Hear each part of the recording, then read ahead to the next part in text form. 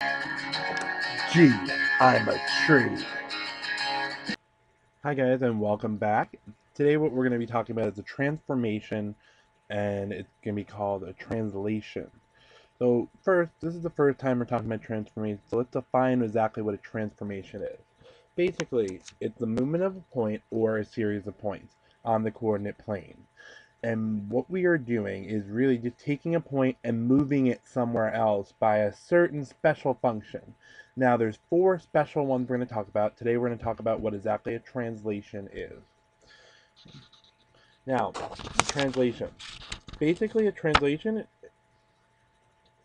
is a transformation that involves sliding the point in a certain direction. And when I'm talking about sliding, what I'm talking about is if I'm using a domo. Well, you can't see Domo. Hi, I'm Domo. And Domo's over here. And then another Domo comes over and he's like, "Hey, I'm all the way down here. What do you want me to do?" And then the guy that's in the little hat and swimsuit, what he's going to do is he's going to move a certain direction. If I'd say this Domo is over here, we move him over. He goes down and then he goes over. And he's like, "Hey, buddy, we're best friends. Ha ha ha."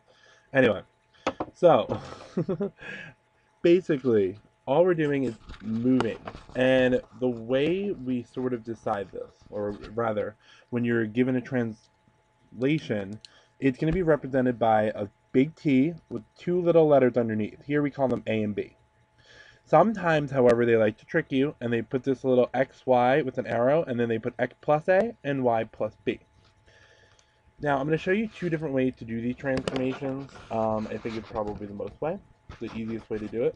The first thing I want to do is by graphing. So the first thing we're going to do is find the result of a t negative 3, 1 transformation on the point 5, 5, 4. First thing I'm going to do, I'm going to plot the point 5, 4. This is my original point. Sometimes we call this A, and that's going to be like our original point. Now, what they say is we have a translation of negative 3, 1. As I'm talking about translation negative 3, 1, the first thing we're going to do is move to the left 3. So 1, 2, 3. And then I'm going to move it up 1. And then we put a little A prime, and that represents the end point, the result. Now, sometimes people think, I don't want to use graph paper. So what you can do is simply, the negative 3 is going to match up with the x value. The x value here is 5, so we're going to put a minus 3. And then this is 1, so we're going to put a plus 1. So 5 minus 3 is 2, and 4 plus 1 is 5. And that will be my result after a translation of negative 3, 1 on this point. Okay? Now, let's take a look at another example. Find the result of a transformation, xy, arrow, open parenthesis, x minus 6, y plus 9, end parenthesis on the point, negative 3, negative 5.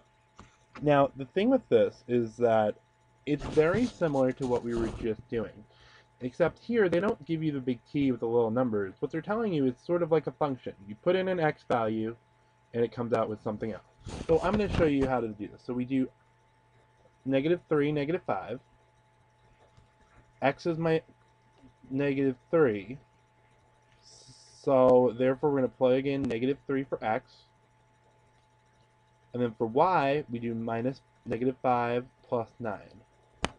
And you can simplify that. So what's negative 3 minus 6 is negative 9. And negative 5 plus 9 is 4. So after this specific transformation, you get the point negative 5, 4. Okay? Now, once in a blue moon, New York State Regents exam likes to ask the question of, hey, here's the beginning and here's the end. How do I get, or sorry, what was the translation that happened? Now, they have to make sure you mention the word translation in this case because you could possibly maybe use some other things. So the easiest way to do, you start the point 6, 5. Okay? And then I want to know how it got to negative 2, 9. So basically you're matching it up. So negative 6 to negative 2. How can I get from 6 to negative 2 by adding or subtracting? well, I need to go down 8, or sorry, to the left 8 to get to negative 2 for x. Now for 5 to 9, we need to add 4. Okay? So now the translation that they're going to use, I put the big T, and then underneath we move the x negative 8, and we move the y 4.